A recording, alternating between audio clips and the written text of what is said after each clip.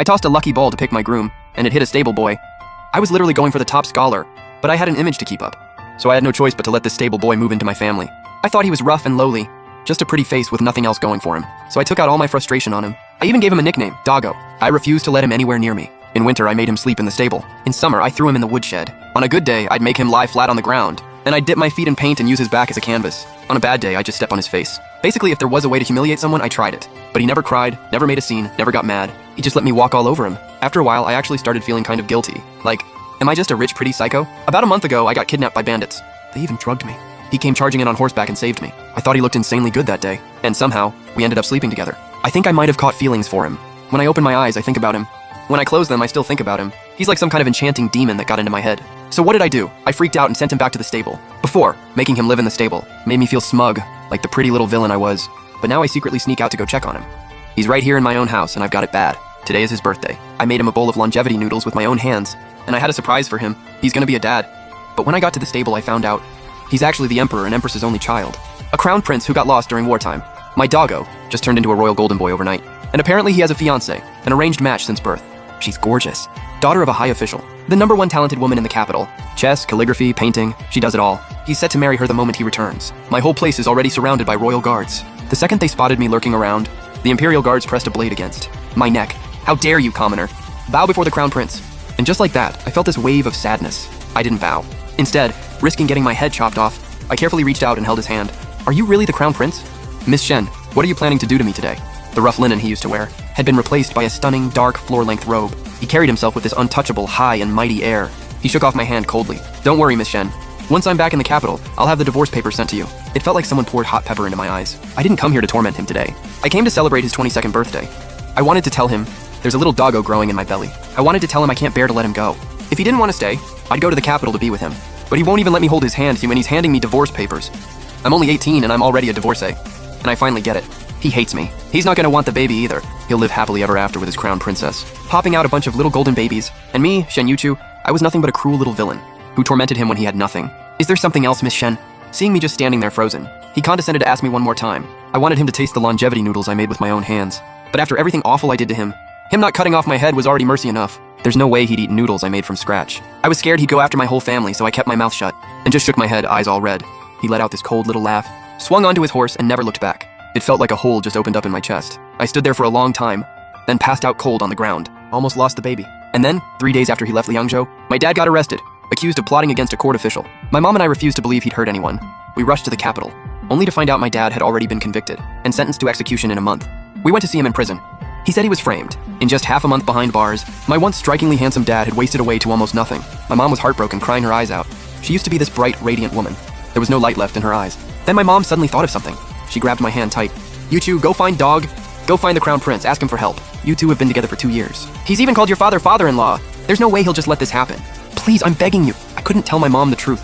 That me and Crown Prince Chen Mo never had a loving relationship. I definitely couldn't tell her. That when I was in a good mood, I made him wade into freezing water to catch fish for me. Or that when my period hit and I was in a bad mood, I'd whip him one lash at a time. He was probably counting down the days for this pretty little psycho to get what she deserved. There's no way he'd help me. But I couldn't stand watching the tiny flicker of hope in my mom's eyes die out. So I grabbed my favorite little gold whip and went to beg at the Crown Prince's gate. Worst case, he'd whip me back to death. I couldn't just watch my dad get his head cut off. Back when I told Doggo to go east, he'd go west. When I wanted him kneeling before me, he'd be sprawled at my feet. Now I finally realized that just getting to see him was nearly impossible. I waited from morning till dusk. Snow piled up on my little gold whip. And finally he came riding in. He was already stupidly good looking to begin with. But now in that expensive fur coat, he looked like a god who'd stepped down from the heavens. He dismounted, and his cold gaze cut straight to the little gold whip in my hand. Which hand did you use to whip? Me with! I was already shaking from the cold, and hearing that ice-cold voice of his made my lips tremble even harder. I had a feeling he was about to chop off both my hands. Then I heard him say, "And which foot did you use to step on me?" The guards behind him instantly drew their swords, blades glinting. Terrified they'd actually cut off my hands and feet, I instinctively tried to back away, but my feet were completely frozen. And the second I moved, I fell straight into his arms. His chest was burning hot, and just like that, I couldn't help but think back to the night we were together. The way he held me and coaxed me so gently, my eyes went red without my permission. And like an idiot with a death wish, I asked him, "Your Highness, can you please save my father?" He raised his hand and lazily hooked a finger around the tie of my cloak. "So you threw yourself into my arms on purpose, just to get me to save Shen Nanshan? Fine then. Let me see just how well the oh-so-arrogant Miss Shen can serve someone, and whether you can please me in bed." And with that, he scooped me up and carried me into the palace. He tossed me onto his bed, a white fox cape falling around me. He grabbed my inner robe in one swift move. God, this jerk is insanely strong. The way he threw me onto the bed. My lower back was throbbing from the impact, and on top of that, his moves were way out of line, so I snapped. I couldn't hold back my temper, and I thought about grabbing my little gold whip. He ripped off my inner robe. He gave this sarcastic little smirk, cold and merciless. His dark eyes were loaded with this untouchable, distant look, commanding without even trying. Miss Shen, is this how you beg someone for a favor? My little gold whip slipped from my hand and dropped to the floor.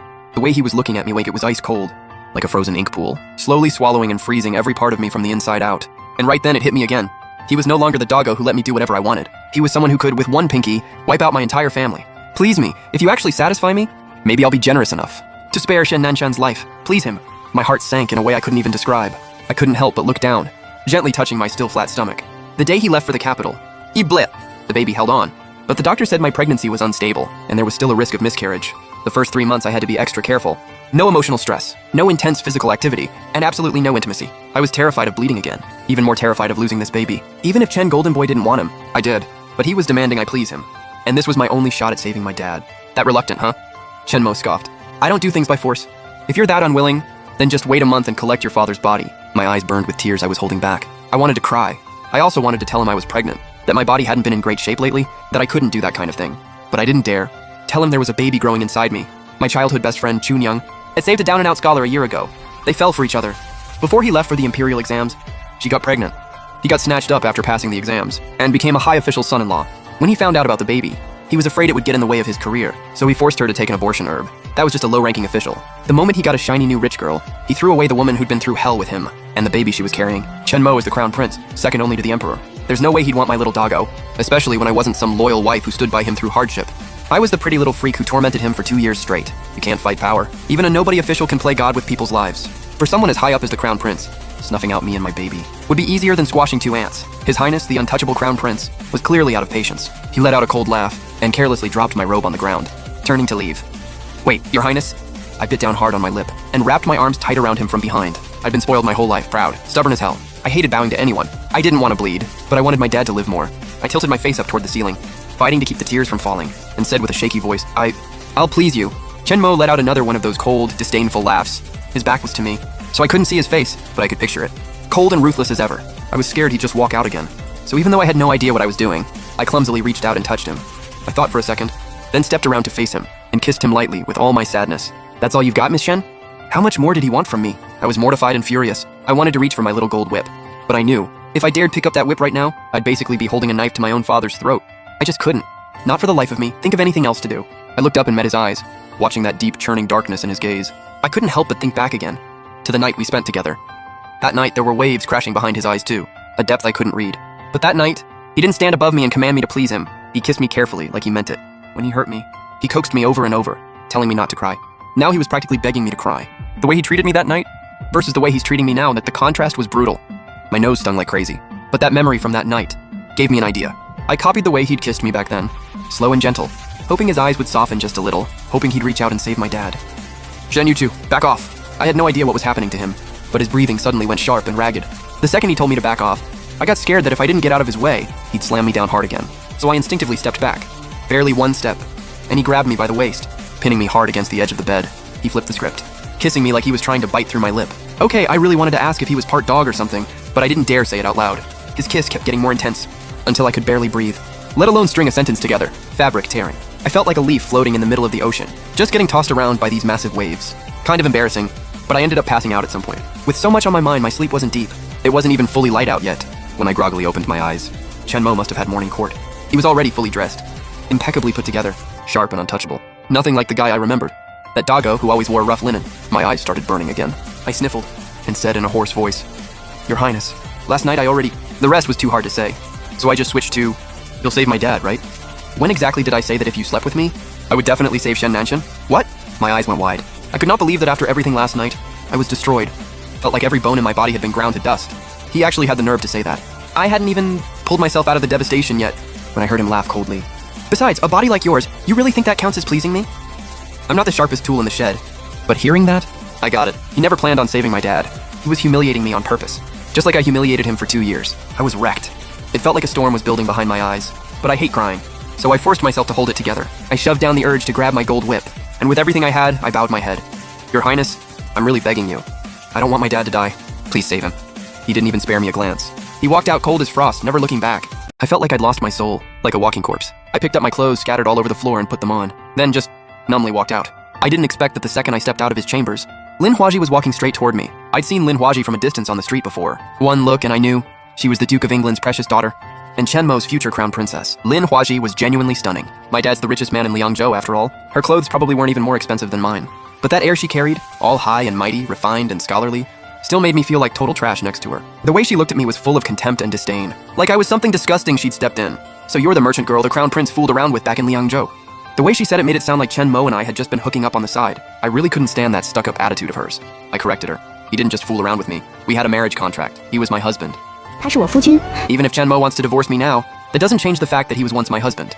Husband? Lin Huazi let out a mocking laugh. Like what I said was the funniest thing she'd ever heard. I've heard all about how you treated the crown prince back in Liangzhou. You were awful to him. He married you. And did you ever respect him? Did you ever genuinely care about him? Now that the crown prince is somebody important, you're suddenly chasing after him trying to climb your way up. How could the crown prince ever want a woman like you? Vain, selfish, and completely heartless. But if you really insist on clinging to him, once I marry him, I could ask him to take you in as a lesser concubine. The nerve of her! Like I'd ever want to be Chen Mo's concubine. I want a man who's mine and mine alone. If Chen Mo's marrying someone else, even though I do have feelings for him, I'm done chasing after him. If my dad's life wasn't in the hands of these officials right now, I would have already thrown hands with Lin Huaji. But ever since my dad got thrown in prison, my mom and I have been going door to door begging for help. Most of my fight has already been worn down. Getting shut down over and over again taught me, no matter how rich my family is, money's nothing without power. I really was spoiled rotten by my parents. That's why I used to act so reckless. Like the rules didn't apply to me. I'm not becoming anyone's concubine. I didn't argue with Lin Huaji. I said my piece and dragged my still aching body forward. Chen Jindan is such a piece of work. Last night he was like an animal. The one thing I'm grateful for is that I didn't bleed. Hopefully the baby's okay. After I walked out of the crown prince's manor, I looked up at the blazing sun overhead, and the tears just fell. I couldn't stop them. Chen Ma hates me. He just wants to watch my family fall apart. There's no way he'll save my dad. So what am I supposed to do? How do I clear my dad's name? I'm so scared my dad's actually going to get his head cut off. Miss Shen. I was ugly crying right there in public. When I suddenly heard a somewhat familiar voice, I quickly wiped the tears from the corners of my eyes and turned around to see who called me. Sure enough, it was Lu Xingye. I was never great at studying, so I've always had a lot of admiration for scholars. My dad liked scholars too, so 2 years ago he rounded up all the scholars from Liangzhou that he'd ever financially supported and had them compete for my embroidered ball. Back then, the one I really wanted to catch it was Lu Xingye, this brilliant, elegant guy. Honestly, when Lu Xingye didn't catch it, I was pretty bummed about it. Then I started falling for Chen Mo, and I thought, okay, maybe this was just how it was meant to be. Too bad Chen Mo never once had feelings for me. He just despised me. I'd heard Lu Xingye had also been appointed to an official post. He married the eldest daughter of the Minister of Justice. 2 years ago, he was handpicked as top scholar. He was already insanely talented. Plus, his father-in-law pulled strings for him. His career took off like a rocket. In just 2 short years, he was already a 5th-rank official in the Ministry of Justice. And my dad's case was under the Ministry of Justice. I knew he definitely had a say in this. I rushed over to him and begged, Master Lu, my father was framed. Please, can you help him? My dad had helped Lu Xingye and other scholars from humble backgrounds so many times before. I'm not the type to cash in on favors. But right now, I genuinely had no other options. I was just hoping Lu Xingye would remember how my dad helped him and return the favor. It's been 2 years. Miss Shen, you've only gotten more beautiful. Lu Xingye didn't answer my question. He just stared at me. The way he looked at me made me deeply uncomfortable. I instinctively took a big step back. He smiled even warmer, like a spring breeze in March. I've always had feelings for you, Miss Shen. I'd love for you to stay by my side. Absolutely shameless. I suddenly realized Lu Xingye was nothing like the person he pretended to be on the surface. Not even close to noble. Just like how Chen Mo seemed like he wanted nothing to do with women, but in reality was a total piece of trash. You really can't judge a man by his looks. My parents had a great relationship. No matter if my dad was broke or loaded, he never once thought about taking a concubine. I grew up surrounded by my parents' love, and naturally assumed that a husband and wife should be faithful to each other. I couldn't believe Lu Xingye was already married to some high-ranking official's daughter, and still wanted me. I forced myself to hide the hand gripping my little gold whip behind my back, and with what little patience I had left, I said, Master Lu, you're already married. Men having multiple wives is totally normal. Lu Kongyi's face showed zero shame. His eyes were full of malice and greed. I can set you up with your own place. You'll stay there first, and I'll come visit you often. When the time is right, I'll bring you into my household as an honored concubine. He basically wanted me to be his secret mistress. I was so mad I could feel my teeth grinding. But I needed my dad to live. So I had to swallow my pride and keep talking to him. I'm not going to be anyone's mistress. Master Lu, you scholars always say, repay every drop of kindness with a flood of gratitude. My father gave you so much money. Now he's been set up. Please, I'm asking you to help him. Money is the last thing I need right now. Lu Xingye said, reaching out to grab my hand. What I want is a woman like you, Miss Shen. I know you were with the Crown Prince for 2 years, but His Highness is about to get married. He's not going to keep you around. Miss Shen, if you want Shen Nanshen to live, you've got no choice but to come with me. The more I looked at Lu Xingye, all shiny on the outside, rotten on the inside, the more disgusted I felt. I couldn't help it. I gagged out loud. Lu Xingye clearly wasn't expecting that I'd actually gag from being grossed out by him. His face dropped immediately. Don't push your luck. He ground his teeth and kept threatening me. You know exactly what position I hold right now. If I want Shen Nanshan dead, he won't even last until his execution next month. Shen Yuchu, I'm giving you 2 days. If after 2 days, I still don't see you at my villa in the south of the city, you can go ahead and start picking out a coffin for Shen Nanshan. He completely lost it after that. No more patience. Glared at me like he wanted to kill me, and walked away without looking back. My heart felt like it had plunged into an icy pit. People always say scholars are men of integrity. But honestly, some of the most heartless men I've seen are scholars. My family has money. Even if my mom and I spent a fortune trying to save my dad, we still have enough to last for generations. My mom had already bought a house in the capital. After splitting from Lu Xingye, I headed straight to the new place. I also have a little brother, 2 years younger than me. Just like my parents, he gets a headache the second he sees an essay. Except my brother, he was reading at 2 and writing poems at 5. A total natural-born scholar. When he heard the news about Dad, my brother Shen Mo rushed all the way from the academy to the capital. When I got back, I saw Shen Mo walking through the door looking exhausted. Yuchu, how did it go? Did the crown prince agree to save your dad? After my mom asked, Shen Mo anxiously followed up. Brother-in-law won't let anything happen to Dad, right? I really didn't want to let my mom and brother down. But with my dad's life on the line, I couldn't lie. I had to tell them the truth. He refused to help. It's all my fault. I treated him badly those 2 years. He hates me, and now Dad's paying for it. Yuchu, stop that! You are mine and your dad's treasure. How is any of this your fault? My mom couldn't stand seeing me like this. She quickly tried to comfort me. I want your dad to be okay, I really do. But if it comes to that... My mom's eyes went red. Then it's his fate. You can't blame yourself, just because you couldn't save him. Sis, you're so good. How could any of this be your fault? My brother was also racking his brain trying to cheer me up. Your brother-in-law just has bad taste. My sis is smart, beautiful. She deserves the best guy in the whole world. My heart felt so warm, see? My dad, my mom, even my little brother, they all spoiled me rotten. No wonder I was such a brat. But the girl who used to be so bold and proud, the Shen family's fearless daughter, after seeing how brutal this world can be, she didn't dare act that way anymore. All I wanted was for our whole family to be safe. Sis, Mom told me you're pregnant. Go rest, okay? I'm 16 now. I can hold this family together. I'll figure out how to help Dad. You and Mom don't have to worry. I will get Dad out. I looked at Shen Mo standing there tall and handsome and felt so proud. The little kid who used to trail behind me, crying his eyes out. He'd really grown up. My stomach was starting to ache a little. I was worried that if I didn't rest, something might go wrong with the baby. With my brother and Mom both pushing me to rest, I finally went back to my room. But I just couldn't stop thinking about my dad. No way I could sleep. After tossing and turning for half a day, I decided to just bribe my way in and go see my dad at the prison. The second I stepped out of my courtyard, I ran into my brother. My brother was dressed in the most outrageous, colorful outfit, like a flashy little peacock. On any other guy wearing something like that would have been a total disaster. Absolutely painful to look at. But my brother's face was just that good looking. Even in all those wild colors, he still had this effortlessly charming vibe, like a young playboy leaning on his horse while girls lined up to admire him. Sis, my brother looked a little embarrassed when he saw me, but he still spun around in that outfit, right in front of me. What do you think? How do I look? I heard Princess Anyang has a thing for pretty boys. I'm planning to go to her place. If she keeps me as her boy toy, Dad's saved. My brother was the top student at the academy. His teacher said my brother was going to be the youngest top imperial exam scholar in the whole dynasty. An incredible future ahead of him. My brother was a scholar, one who might actually become the top scholar. How could he go be someone's boy toy? I panicked, tricked him into the kitchen, and locked him inside. Sis, open the door! I need to go find Princess Anyang. And even if she doesn't want me, I can find someone else! I actually genuinely want to be a boy toy. What's wrong with a man living off someone else's money? My brother was banging on the door frantically. I'm smart and I'm good looking. If I stay by Princess Anyang's side, sure. At first I'd be a boy toy. But give it some time. Give it some time, and I'd definitely work my way up. Sis, I'm literally perfect for this role. Let me out! I honestly didn't expect my brother to be this passionate about being a boy toy. But I still couldn't let him do it. In the Zhou dynasty, boy toys had the lowest social status. They were literally registered as lower class. If he actually became one, he wouldn't be allowed to take the imperial exam next year. I sat outside the kitchen with my chin in my hands, zoning out. Going back to beg Chen Mo would just be humiliating myself. He hates me so much. Showing up in front of him might just put him in a bad mood and get my dad killed even sooner. Lu Xingye is a wolf in sheep's clothing. He just wants to use me. I refuse to be his mistress, but I also can't actually let my brother go be a boy toy. As night fell, I had someone find the address of Lu Xingye's villa on the south side of the city, then quietly sent him a message. Still carrying my little gold lantern, I headed to his villa. Honestly, I wasn't exactly a fan of Chen Mo when we first got married, but once I was his wife, I never once thought about being with another man. What I felt for Lu Xingye before wasn't romantic at all. It was just admiration for a scholar. I had zero desire to be intimate with Lu Xingye, but Chen Mo had let me go. My dad's life was hanging by a thread. My brother was dead set on becoming a boy toy. Becoming Lu Xingye's mistress was the only way I could think of. To protect the Shen family. Whatever. Just think of it as getting bitten by a dog tonight.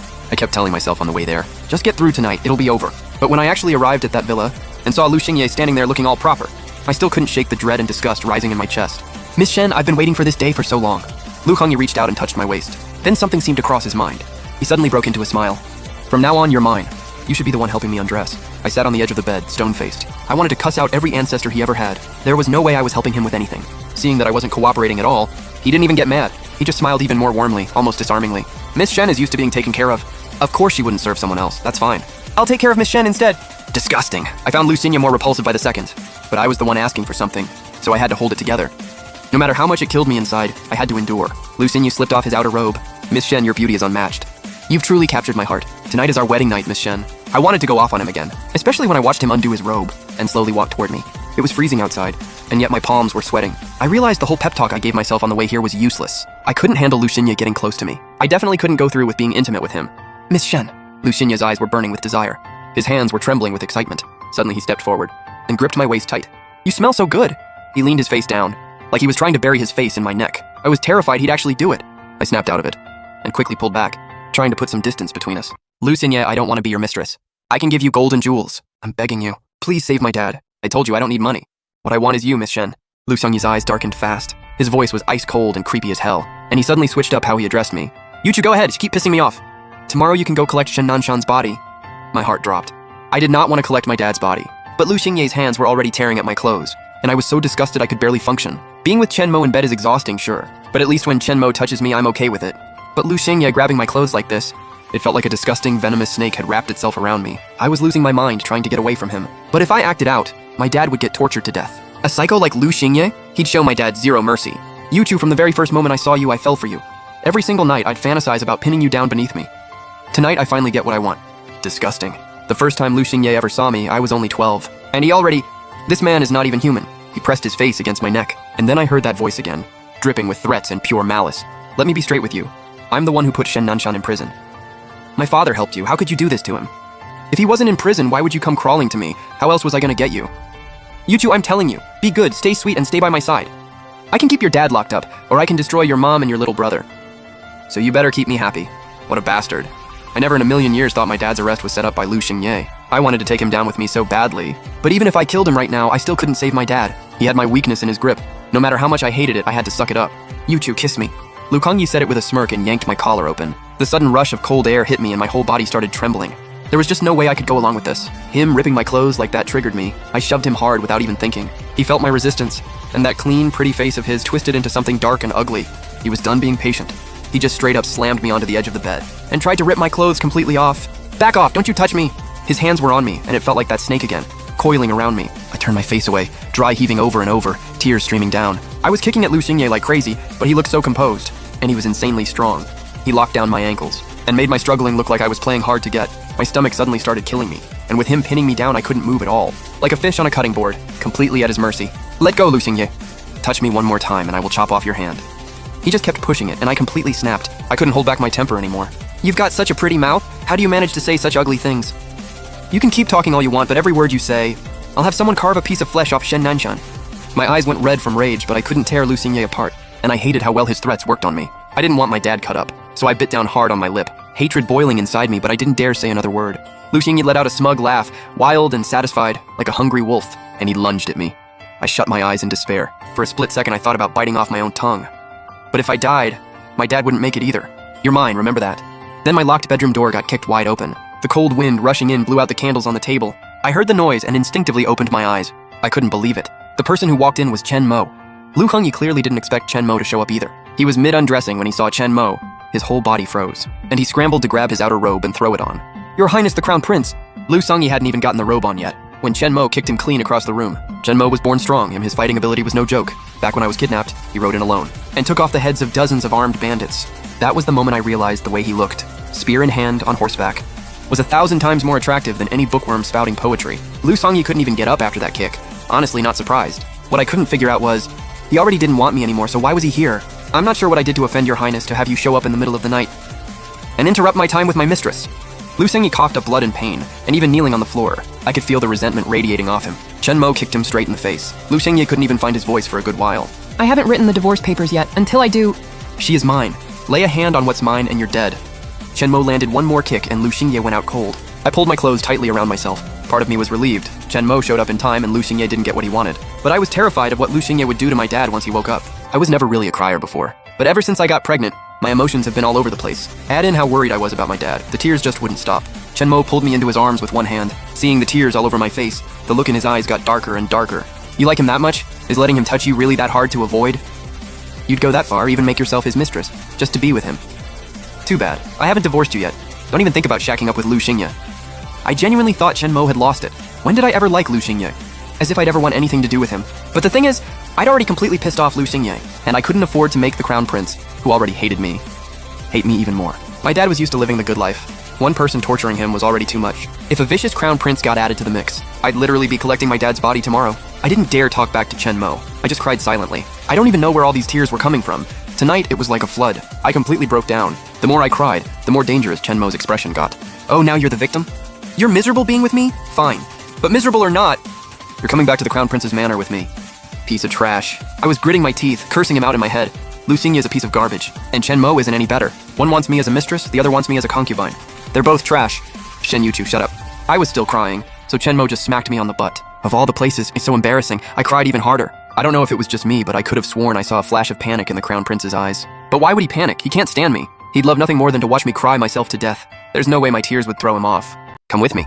I looked into those cold, emotionless eyes, and yeah, I was totally just projecting. I tried to break free from his arms. I'm not going back. I'm not being your concubine. Chen Mo's eyes flashed with confusion for a second, then went right back to cold and mocking. Follow me, you, please, Shen Yuchu. I'll say this one more time. Before I give you that divorce letter, if you ever cheat on me again, I will end you. I turned my face away, tears spilling everywhere. Like, seriously? He doesn't even want me, but he won't let me cheat on him. He's more unhinged than I am. He's just doing this to mess with me, to make my life miserable. I did not want to go back to that manor, watching him be all lovey-dovey with his favorite consort, but he grabbed me like some kind of bandit and hauled me onto the carriage. No escape. And then dumped me onto the bed in his chambers. Where exactly did Lu Xingye touch you? I was sitting there, eyes still red, rubbing my sore lower back. Then that voice, cold as ice hitting stone, came from right above my head. And then, out of nowhere, his calloused fingers pressed against my lips. He kissed you here? I didn't answer right away. I just watched Chen Mo on high alert. His eyes, already deep and unreadable, were slowly filling with red, like a demon born from hell, ready to bathe the whole world in blood. The look on his face screamed. If I told him Lu Xingye had kissed my lips, he'd cut them right off. Lu Xingye didn't kiss my mouth. I was dry heaving the whole time. Guess that killed the mood.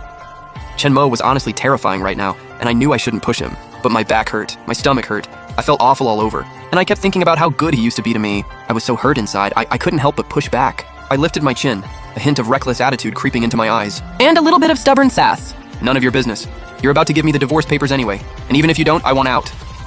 Chen Mo, aren't you just here because you hate me and want to make my life hell? I pulled a small gold whip from my sleeve and threw it on the floor. Here, take it. Go ahead and whip me to death. I don't even care anymore. The more I talked, the worse I felt. I just threw myself onto the bed in full give-up mode, even kicked my legs up. I've stepped on you with these feet. Go ahead, chop them off too. I threw my hands up. Here, take these too. Do whatever you want. Steam them, braise them, I don't care. Beat me to death, I don't care. I didn't want him to see me cry, so I turned my face away. Just promise me you'll clear my dad's name, and you can do whatever you want to me. Chen Mo didn't say a word, just stood there stone-faced and picked up the whip from the floor. My whole body couldn't help but flinch. Over the past 2 years, I'd whipped Chen Mo plenty of times when I was in a bad mood. But I've never been physically strong. My arms are weak. I never even managed to leave a red mark on him. Him whipping me was a whole different story. The man was born strong. One lash from him and my soft skin would be torn wide open. I was scared, but I had too much pride to let it show, so I straightened my back and braced for it. After you whip me to death tonight, can you help clear my dad's name? And can you burn some paper money at my grave? I'll be broke down there. No spending money. You burning some cash for me? Is that too much to ask? Burn money for you? Dream on, cheapskate. Whip me to death and won't even burn paper money. What kind of person is that? He kept walking closer and closer, and I squeezed my eyes shut in terror. I moved my lips slightly, trying to say, please don't hit my face. I care about my looks. Even as a ghost, I want to be a cute ghost. But the whip never came down. Instead, my waist was grabbed. Hard. You hate it so much when I touch you? Well, too bad. I'm touching you tonight. Suddenly, he leaned down, and those cool lips pressed against mine. I didn't expect him to just kiss me like that. I froze, eyes going wide. Staring at his dark lashes up close, I couldn't help but think back to the first time he ever kissed me. Not on our wedding night, but on my birthday last year. He had hand-carved a little wooden doll for me. It looked exactly like me. Looking at that little wooden girl, my heart started racing out of nowhere, like something was wrong with me. I'd heard people can die from a heart beating too fast. I was genuinely scared this pretty face of mine was about to drop dead. And I blamed Chen Mo entirely. He and that gift were the reason my heart was acting up. I couldn't tell my parents, so I had to punish him myself. I made him take off his shirt and lie face down, then dipped my foot in paint, and stamped the ugliest turtle you've ever seen right onto his back. I was still pretty mad at him for messing with my heart, but looking at that hideous turtle, I got a little smug about it. I climbed onto his back and twisted his ear. He must have felt humiliated because his ears went bright red. The redder his ears got, the more I leaned into it. I told him to flip over so I could pull his ears more easily. But the second he did, I wasn't ready for it and my whole body landed on top of him. And yep, my lips landed right on his. My heart went completely haywire, practically pounding out of my chest. And to make it worse, his lips were burning hot, like they were about to sear mine right off. I knew this was wrong. I tried to get up, but he grabbed the back of my head and I couldn't move. I was so embarrassed I wanted to yell at him, but the second I opened my mouth, he took every bit of air I had. At first he was clumsy. It actually kind of hurt. But then he got better at it and I kind of liked it. So I didn't exactly rush to get off him. And when he finally pulled back, breathless, I realized I was basically down to my inner garment, and it was already half undone. I felt like he'd taken advantage of me, and I obviously couldn't tell my parents about something this embarrassing. So I decided to keep punishing him. I pulled out my usual trick. I wrote poems on his body to roast him. Chungudan is not human, he's a dog. Woof, woof, woof. Chungudan has no shame. He's got no face. I figured after all that, he'd be so humiliated he'd want to disappear. Maybe even come at me in a rage, but instead, he just said my name in this raspy voice and asked me to get off his waist. I hadn't even moved yet and he kissed me again, begging me over and over to just let him kiss me one more time. The old Chungudan was so good to me. Even when I messed with him, he'd just coax me. How could I not have had feelings for him? But now, he just hurts me, humiliates me, makes everything hurt. My stomach is genuinely killing me right now. The more I thought about how gentle he used to be and looked at the guy in front of me, cold as death, the worse I felt. Especially when he roughly yanked off my inner garment. The tears I'd barely managed to stop came flooding right back. I was crying so hard my tears got on his face. He froze. His hand was still gripping my garment, that sharp, sculpted face of his, going cold as a frozen wasteland. So you really don't want me touching you, huh? Lu Xingye's already married and you're still saving yourself for him? Shen miss what loyalty? Fine, it's not like I need you anyway. He tossed my garment aside, wrapped me up tight in the silk blanket like he was packing me up, and stormed out. I cried for a long while before the pain in my stomach finally eased up. I'd been gone so long. I was worried about my mom and my little brother, so I rushed to get ready and head home. But I never made it. Chen Mo had me on lockdown. I knew exactly what he was doing, slowly torturing me, his beautiful little freak. I was terrified Lu Xingye would wake up and take it out on my dad. And without me there to stop it, my little brother might actually end up as someone's kept man. I was going crazy pacing around. I literally considered jumping out the window. But there were guards posted outside too. I was completely trapped. 7 days straight, no sign of Chen Mo. He'd assigned a whole crew of maids to wait on me. They took care of every little thing, but I was miserable. I hate being caged. And I was scared I'd never get to see my dad one last time. And on top of that, these maids, every single day gossiping about how obsessed Chen Mo was with Lin Huaji. Oh, the crown prince gave Miss Lin a hairpin. They went on a romantic outing. They made forever promises. Every word felt like nails in my ears. I was in a terrible mood. Day 8 of being locked up in the crown prince's mansion. I finally saw Chen Mo again. Chen Mo, you absolute jerk! I'd been cooped up so long I was losing my mind. I didn't care anymore about offending His Royal Highness. The second he walked in, I charged at him with tears in my eyes and shoved him hard. Let me out! I miss my mom! I need to go see my dad! I kept thinking about what Lu Xingye said. Cross him, and by morning I'd be collecting my dad's body. That hit me like a punch to the gut. I shoved Chen Mo again. Chen Godan, you're nothing but a dog. If you keep me from seeing my dad one last time, I swear I gripped my little gold whip and tried to look threatening. Shen Nanshan is still alive. Those words hit me like a wave of relief. My heart finally dropped back into my chest. But then I thought about how he had me locked up while he was out living his best life with Lin Huaji. I still couldn't stand the sight of him. Those maids had been talking about how he and Lin Huaji spent 3 days and 3 nights in his study. Never came out. Watered the plants 10 times a night, if you know what I mean. Meanwhile, our wedding night didn't even come close to that number. He's out there going non-stop with Lin Huaji, not worried at all about burning himself out young. Forget it, I'm done staying here, I'm leaving. And I just bolted, full sprint toward the door. He grabbed me from behind and locked me in his grip. What, you're running back to Lu Xingye? Gonna throw yourself at him and be his mistress? As if I wouldn't go near Lu Xingye in my wildest dreams. I just didn't want to be anywhere near a man who belonged to Lin Huaji, and he'd probably just been holding her. The thought made me so furious I bit him. Hard. He winced. And when he spoke, his voice had a sharp edge of anger. You're that desperate to go collect your dad's body? This piece of trash, using my dad against me again. My eyes burned with rage, but my dad was my weakness. Threatening me with him actually worked. I stopped running, but I couldn't keep living like this. Listening to maids gush about him and Lin Huaji every single day. I shot him the dirtiest look I could manage, then slammed the door. I bit down on my lip, and then I started taking off my clothes. Shen Yuchu, what are you doing? Put your clothes back on! Chen Mo, something shifted. His breathing suddenly sounded a little unsteady. His voice went husky in a way that could make your knees weak, but not this time. I wasn't falling for it. I wasn't going to listen to him.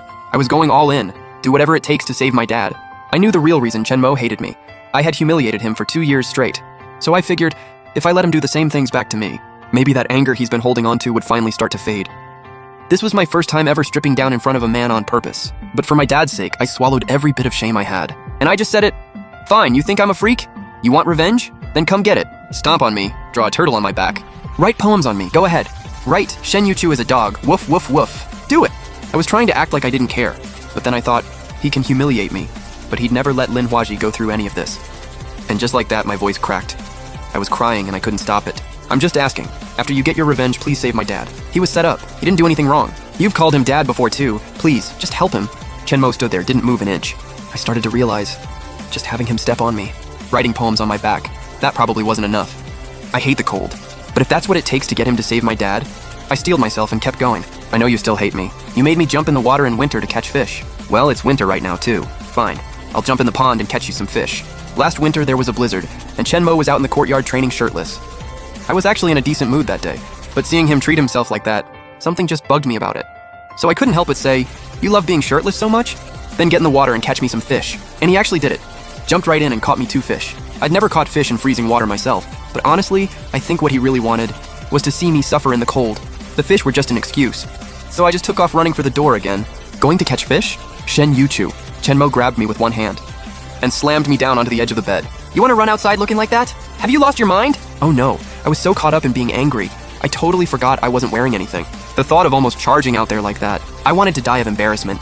But at this point, I was way past the point of no return. There was no way I was admitting I had been reckless. So what? My body, my choice. You're nobody to me. I'll walk out however I want. Nobody to you? Chenmo smiled, but it didn't reach his eyes. He looked dark, dangerous, like something feral. "Let me show you exactly who I am to you. Shen Yuchu, I, Chenmo, am your husband." And then he moved like a predator, lunged and bit down hard on my lip. Husband? God, that word hit different. But he was literally about to hand me divorce papers. He was going to marry Lin Huaji. They spent 3 whole days and nights together, 10 rounds a night. He was probably just with her before coming here. He's not my husband, he's Lin Huaji's husband. The more I thought about it, the more it stung.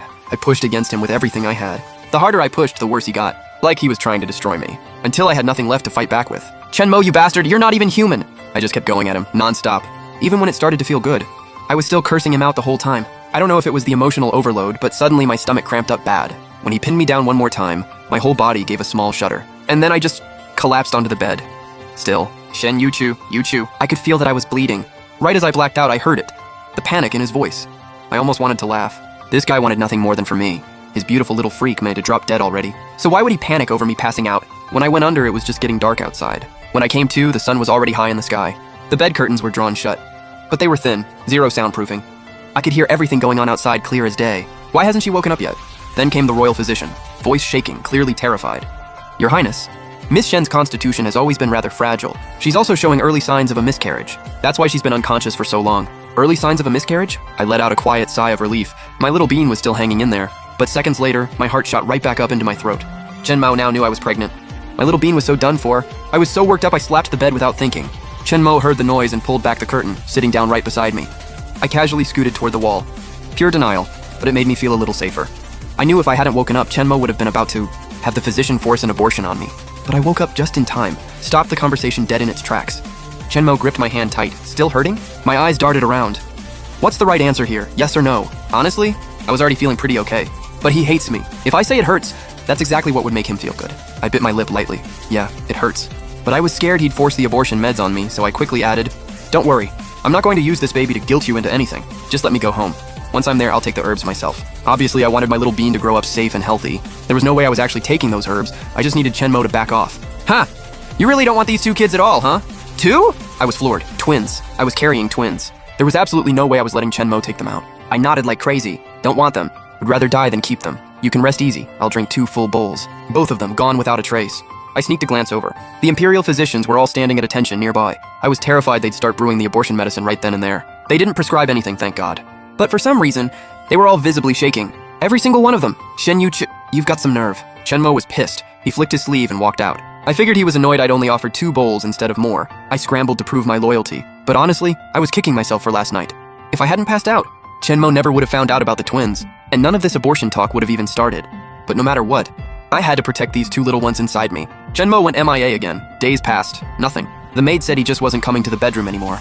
He and Lin Huaji were having a grand old time in his study. I never expected the Emperor and Empress to want to see me. Before Chenmo became Crown Prince, the highest ranking official I'd ever met was just the local magistrate. And now I had to stand in front of the Emperor and Empress. Yeah, I was freaking out. And I was pretty sure they were about to sentence me for my crimes. Everyone across the great Zhou dynasty knew the love story of the Emperor and Empress. The Emperor was the dynasty's founding ruler.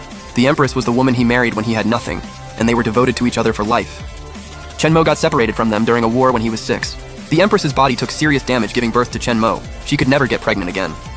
After the Emperor took the throne, his ministers kept pushing him to expand the imperial harem. The dynasty needed heirs, but the Emperor put loyalty above everything. One life, one love, that was it. He loved the Empress that much. So obviously Chenmo, the son he thought he'd lost forever. This crown prince he got back against all odds, meant the world to him. And then here I was, his beautiful little freak, who spent 2 years tormenting and humiliating Chenmo. Of course they were going to have me executed. I'd heard death by 1,000 cuts meant literally over 1,000 slices. I was terrified, but if I didn't show up, my mom and brother might get sentenced too. So I took a deep breath and walked into that palace.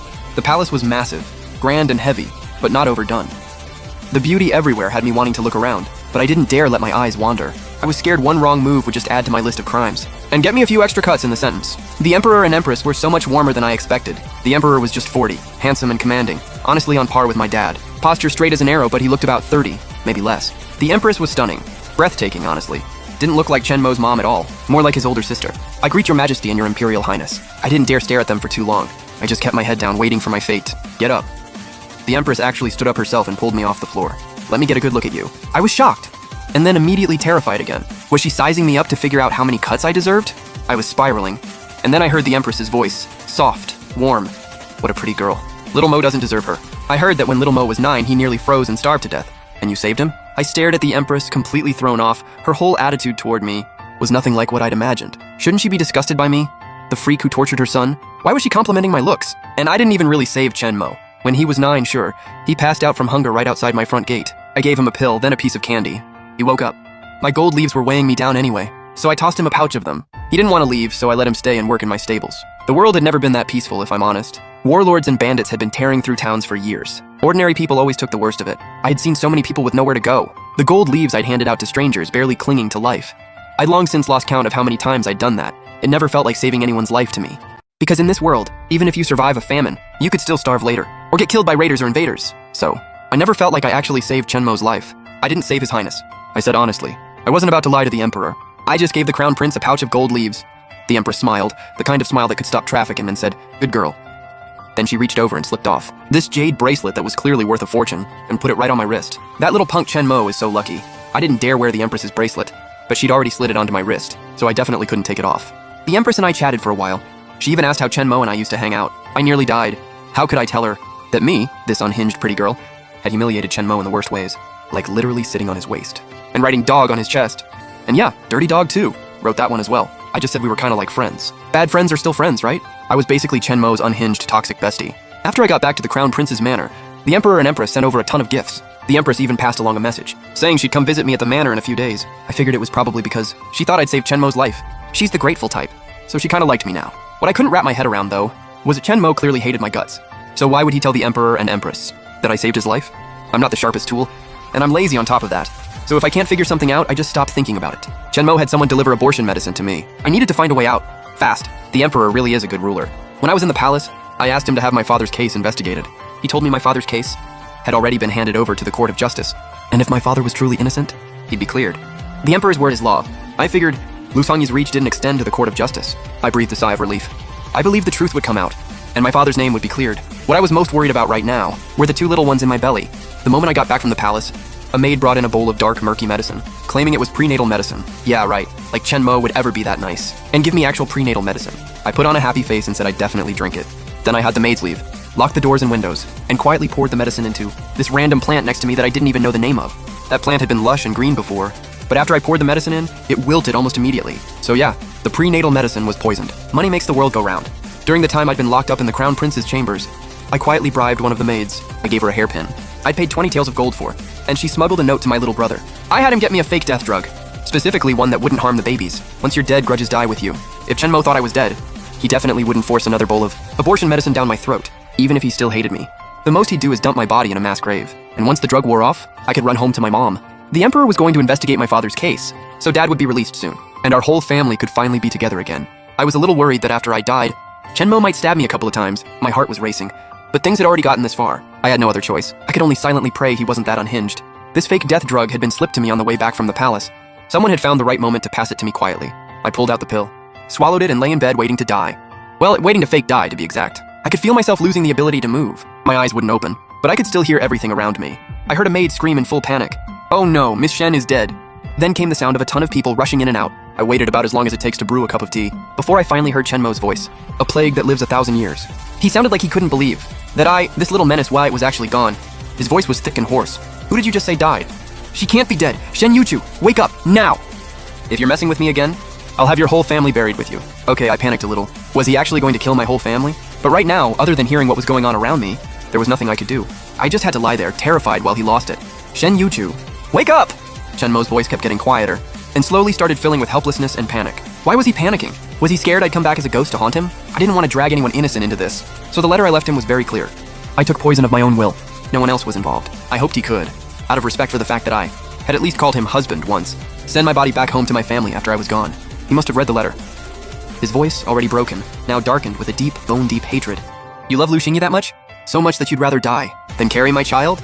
You love Lu Xingye? Then I'll make sure he dies in pieces. No, I won't let him die. You're my wife. Why would I let you two be ghost lovers together? No, I want him to suffer. To wish he were dead but never get that luxury. Bro, what are you even saying? You were the one who sent me abortion medicine? Didn't want the babies. And now you're turning around and putting all the blame on me. Okay, but him wanting to torture Lu Xingye? I was fully on board with that. Lu Xiangyi, that twisted, ungrateful snake, deserved everything coming to him. You want me to send your body home? I'm keeping you right here with me. Chen Mo had completely lost it. The fake death drug only lasted 12 hours, and if he didn't dump my body in a mass grave soon, my whole fake death act would fall apart. Shen Yuchu, stop playing games with me seriously. Just open your eyes and look at me. Please, wake up. Chen Mo's voice kept fading, getting raspier and raspier until it was soaked through with desperation. Wake up! I couldn't figure it out. Chen Mo literally sent me abortion medicine, which meant he hated me. He should have been glad to see me gone. So why now that he thought I was dead? Was he this devastated? Was he just upset I hadn't died in a more painful way? I still hadn't figured it out. When I suddenly felt something land on my lips, my brain stalled for a good moment before I realized it was Chen Mo's lips. I was so shocked I almost blew my cover right there. Like my whole bit was that I was a corpse, and he was doing this to a corpse? This man was even more unhinged than me. Don't go, please, just open your eyes, please. He wasn't even calling himself your lord anymore. My face started to feel warm, and then something wet dropped onto my face. This man was crying. How could he be crying over me? Yuchu! Like he was completely possessed. He just kept calling my name, over and over until even I felt a pang in my chest. Listening to Chen Mo's absolutely gutted voice, I couldn't help but think of this angsty romance novel I'd read before. The plot was basically, he chases, she runs, and she can never truly escape. The trash male lead had all these misunderstandings, and absolutely despised the female lead, putting her through hell at every turn. But the moment she died, he had this massive wake-up call, and realized he'd fallen for her. Was Chen Mo really pulling a move like that right now? But I couldn't afford to care about those feelings. He had someone send me abortion medicine. Literally tried to kill the babies inside me, even if he had a tiny bit of regret after my fake death. It wasn't enough to move me, because at the end of the day, I'm a pretty unhinged girl who likes dishing it out, not taking it. Chen Mo held me tight and kissed me long and deep. When he saw there was no sign of me waking up, his whole body started to tremble uncontrollably, but he still held me tight, like he wanted to stay like that until the end of time. News of my death spread through the manor fast, and people kept coming to urge Chen Mo to bury me. Even the emperor and empress showed up, begging him to let go of my body, but nobody could get through to him. He just kept holding me and talking to me. On and on. I never would have thought that this man who normally said so little could run his mouth this much, giving me a headache just listening. And to make things worse, my fake death was almost at 12 hours. I was about to come back to life. It was the dead of night, and Chen Mo was a total wreck, so out of it he could barely stay upright. And that's exactly when I came back to life. Luckily, Chen Mo was so out of it mentally that he didn't notice anything off about me. I quietly pulled out the knockout needle my brother had hidden in the fake death pill, and with everything I had, jabbed it into Chen Mo's back. That one hit did the job. He collapsed onto the bed and didn't move an inch. I quickly unhooked the command token from his waist, grabbed the most low-key outfit I could find, changed into it, and walked out disguised as a maid. Chen Mo didn't allow anyone to stand guard outside the chambers, which made it super easy for me to slip out. Everyone in the manor thought I was dead, so I walked out with my head down, and with Chen Mo's command token in hand, even if I ran into guards on the way, there was no way they'd stop me. I walked out of the Crown Prince's manor without breaking a sweat. From that point on, the world was mine. I never had to worry about Chen Mo forcing abortion medicine on me again. I didn't go back to Liangzhou City. Instead, I headed to a small town in Jiangnan. The scenery there was gorgeous, and I wanted to spend the rest of my life there. The night I left the capital, my little brother quietly slipped out of the city with me and shoved a huge stack of banknotes into my hands. This dashing, cool-headed young man was a complete snotty crying mess, begging to come with me to Jiangnan. I spent forever calming him down, and he finally agreed to wait until Dad was out of prison, and I'd gotten settled in Jiangnan before coming to find me. I suspected he'd converted half our family's savings into banknotes and handed them all to me. With that much money, even if I never spent a single coin, I couldn't burn through it in multiple lifetimes. But once I got to Jiangnan, I still went and opened a cosmetics shop. I was never much of a scholar. Reading classic texts gave me a headache, but ever since I was little, I'd always been obsessed with rouge, balms, and face creams. The Shen family had a cosmetics shop too, and their best-selling rouge, balms, and face creams, all my recipes. Honestly, right after arriving in Jiangnan, I had a few free days. But the moment I had nothing to do, I'd think about Dad, Mom, and my brother. And then I'd think about Chen Mo, about the spirit flower pond. He watered 20 times in one night, and every time I thought about Chen Mo, I'd think about that bowl of abortion medicine he had sent to me. And then after my fake death, how he held my body and kissed me deeply. By the end of it, my chest ached. That's when I opened the cosmetics shop. To keep myself busy, on the way to Jiangnan, I'd come across a few young girls who were wandering and barely hanging on. After a while eating and living well with me, you'd never be able to tell. They'd once been malnourished and gaunt. They were only 12 or 13, but they'd already lost their homes. I had them stay at the shop and learn how to make cosmetics with me. I genuinely had too much money, so I put some of it to use and opened a school for girls in town. This world is already that much harder on women. I didn't have big world-saving ambitions, but as a woman who'd had a comfortable life, I always hoped other women could have it a little better too. The school didn't just teach girls to read. For those like me who simply couldn't get through the classics, they could learn weaving and embroidery, or even business. My views might seem a little radical, But I've always felt that a woman's purpose in this world isn't just to serve her husband and raise kids. First and foremost, we are ourselves. Someone's daughter, someone's mother, someone's wife. My cosmetics shop kept growing, and in just half a year, it became a go-to for countless women across Jiangnan. The girls' schools I opened kept growing too. People would ask how a cosmetic shop owner could run free schools without going broke. I'd just smile. I never explained that I was the daughter of Liangzhou City's richest man. Never mentioned it, but the banknotes my brother gave me when I left the capital were enough to fund these schools for thousands of years. And I'd be lucky to live 100. I suspected in my brother's eyes, I was just a reckless spender who burned through cash. I was already rolling in money. And yet every month he still had someone send me more banknotes. A lot had happened in the capital over the past 6 months. Dad had already been released 5 months ago. The Court of Justice had uncovered that it was Lu Xingye who'd set my father up. In Lu Xingye's past 6 months, pretty miserable. My brother wrote in his letters that Lu Xingye was disgusting when he couldn't get to me. He went out and kept a girl who looked 60% like me, and even called her Yuchu, Lu Xingye's legitimate wife. The minister's daughter found out, stormed straight to the south of the city, and had her servants beat that girl half to death. That girl was just unlucky. She'd been taken by force by Lu Xingye, and was still carrying her late husband's child. That innocent baby was beaten out of existence by the people the minister's daughter brought. Lu Xingye had acted like he cared about that girl. But the moment the minister's daughter found out about his affair, he didn't hesitate to completely throw her under the bus. But the minister's daughter was no pushover either. She made his life absolute hell. Then the Court of Justice exposed his framing of my father, and the Emperor, furious, had him thrown straight into prison. Apparently he'd been keeping several other girls in separate residences. The minister's daughter had once truly loved him, but after finding out everything he'd done, she was completely done with him. She even made sure he was taken care of in prison. My brother said he'd randomly felt like it, and wasted some coin visiting Lu Xingye in jail. The once strikingly handsome man was completely unrecognizable now. Broken leg, busted hand, covered in wounds, pretty rough honestly. After reading my brother's letter, all I had to say to Lu Xingye was, "You deserved it." He'd come from nothing, worked his way up to the top. Instead of doing right by the people, he abused his power to destroy innocent lives, just to satisfy his own greed. He brought this on himself. My parents and my brother still couldn't make it back to Liangzhou.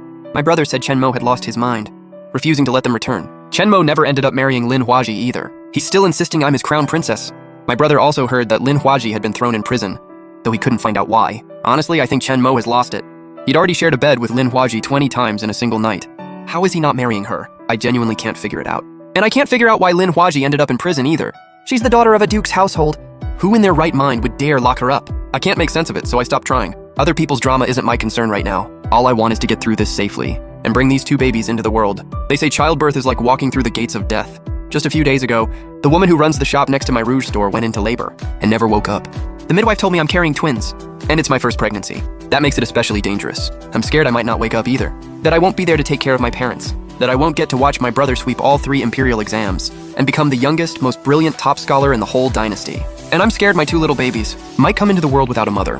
Miss Shen, one of my apprentices in the shop, gives me a quiet nudge. I look up, and somehow without me noticing, Scholar Pei has walked into my Rouge store. Scholar Pei is the down-and-out scholar who collapsed unconscious outside my shop 3 months ago. I had someone give him a bit of silver, hoping it would help him get through the worst of it. But ever since Scholar Pei recovered, he's been showing up here almost every day. My apprentices have been teasing me about it, saying Scholar Pei has feelings for me. I think my apprentices need to get their eyes checked. Scholar Pei may come from humble means, but he's refined and graceful. A talented young man with a bright future. Why on earth would he have feelings for me? A very pregnant widow whose husband supposedly died in battle? Whenever anyone asks about my husband, I always say he joined the army and died on the battlefield. Hearing Scholar Pei call out to me, I set down my abacus and ask casually, "No, Scholar Pei, what brings you by today?" Scholar Pei is genuinely the most bashful person I've ever met.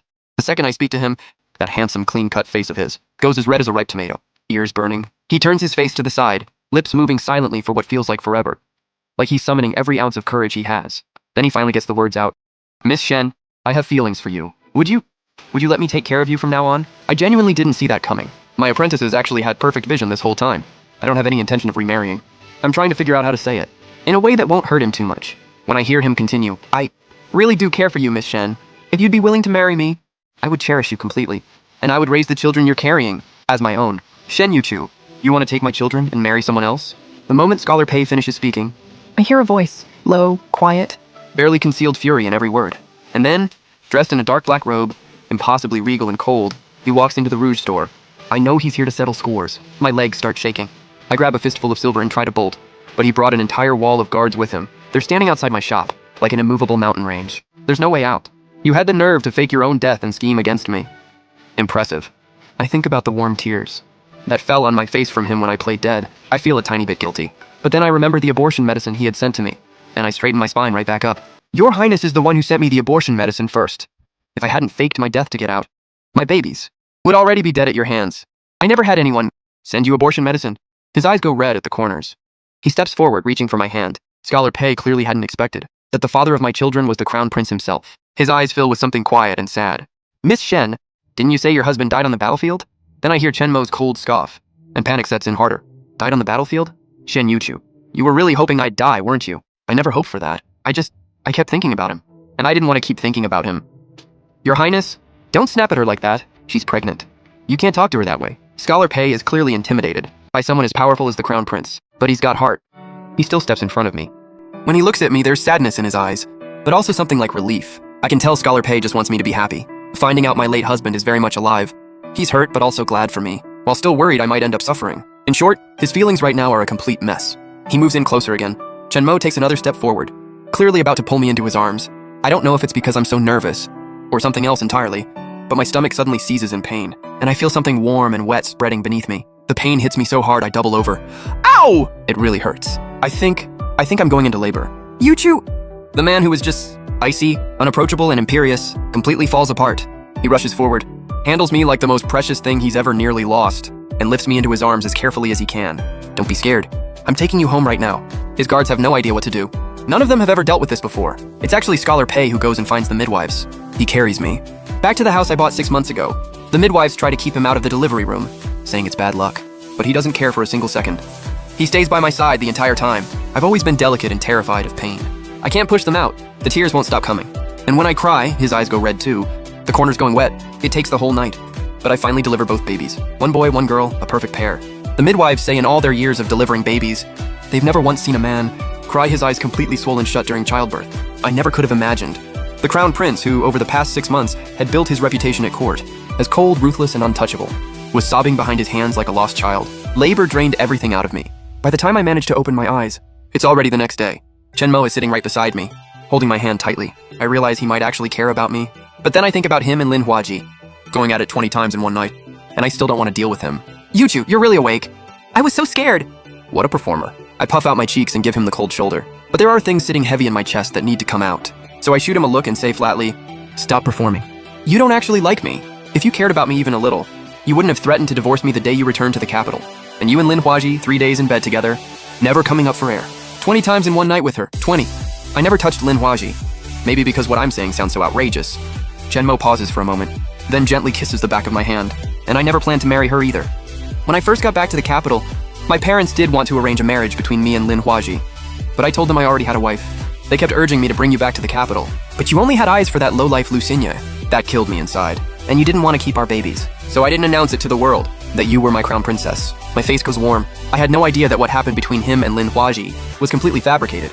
I was never into Lucinia, and I never didn't want these babies. I was just scared you'd force me to take the abortion medicine. So I said I'd drink it myself when I got home. How could I ever force you to do that? Chen Mo pulls me into his arms. I looked into it. It was Lin Huaji. She bribed a maid in the household and had poison slipped into the prenatal medicine I sent you. I've already made Lin Huaji pay for what she did. Thank God you were sharp enough not to drink it. Otherwise Chen Mo! The arms holding me are trembling slightly. Even now, he's still shaken thinking about it. Something inside me completely gives way. I don't feel like being difficult with him anymore. You didn't like Lin Huaji. You're not allowed to like anyone else either. If you dare have feelings for someone else, I put on my most menacing face, then I won't like you anymore. Yuchu, say that again. Chen Mo's fingers go stiff. He's staring at me, lit up, disbelieving. You like me? I like dogs. You mangy dog? Chen Mo kisses me deep and certain. Fine, I'm your mangy dog, and from now on, you're only allowed to like me. This mangy dog's hands are also very busy. Not just a mangy dog, an absolutely shameless one. But it's been 6 months. I really did miss him, so I don't push him away. Instead, I let him deepen the kiss until there's nowhere left to go. Then, a baby's cry cuts through the air. I shove him back immediately. We haven't even seen the babies yet. He looks sulky about being pushed aside, eyes downcast, like a big puppy who just got scolded. But seeing how eager I am, he scoops one up in each arm and brings both babies over to me. Even with the children here, you still need to love me a little more. Yeah, sure. I can't quite bring myself to look at that pouty, put-upon face of his, so I just brush him off. He lights up like I gave him the world, wrapping his arms around me and both babies at once, refusing to let go. I let out a quiet laugh. I reach up and touch each baby's little cheek. Then, fair is fair, I give him a hug too. This life, love, warmth, and him, not bad at all.